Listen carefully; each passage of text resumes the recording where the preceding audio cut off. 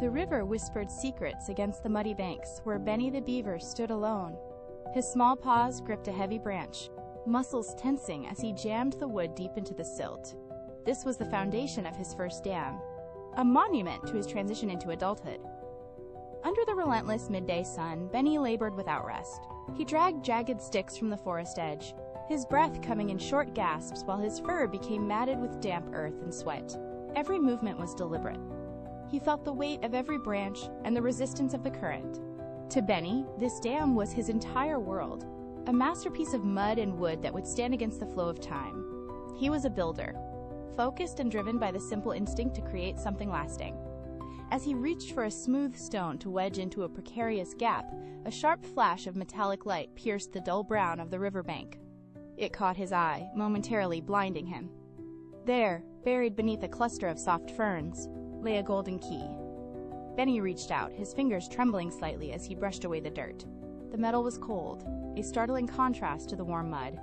He lifted it, feeling its unexpected, heavy weight in his palm. He looked left, and then right, searching the shadows of the overhanging trees. The riverbank was eerily silent. No birds chirped, no squirrels chattered. He was entirely alone with a treasure that did not belong to the forest. He slid the key into his small pouch, the cold sensation lingering against his skin like a silent accusation. Benny stood frozen, his heart hammering against his ribs.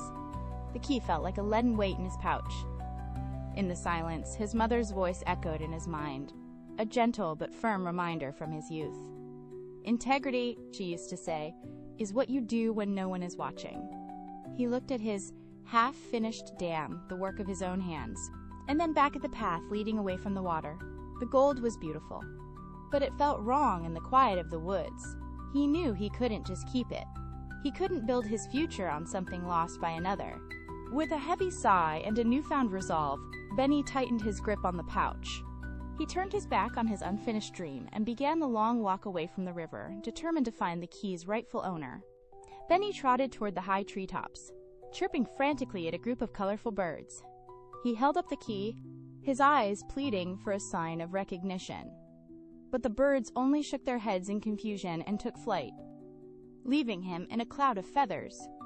He hurried to the sun-drenched meadow and nudged a sleeping rabbit, showing the golden object once more. The rabbit sniffed the cold metal, blinked with indifference, and hopped away into the tall grass. Benny's shoulders began to sag. He felt small and foolish. Trudging back toward the water, he saw an old turtle sitting motionless on a flat, gray rock.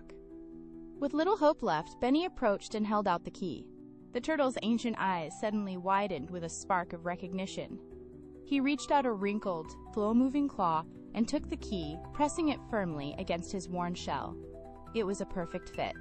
The turtle looked at Benny with profound gratitude, reaching into a small side bag to produce a gift, a beautiful, hand-carved wooden beaver.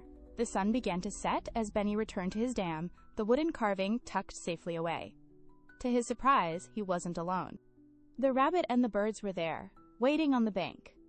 Without a word, they began to help him, packing the mud tight and securing the final branches.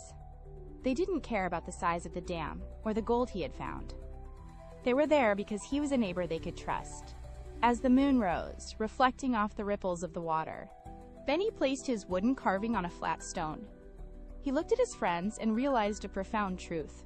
The weight of their trust and the warmth of their friendship was far heavier and infinitely more valuable than any gold he could ever hold in his hand.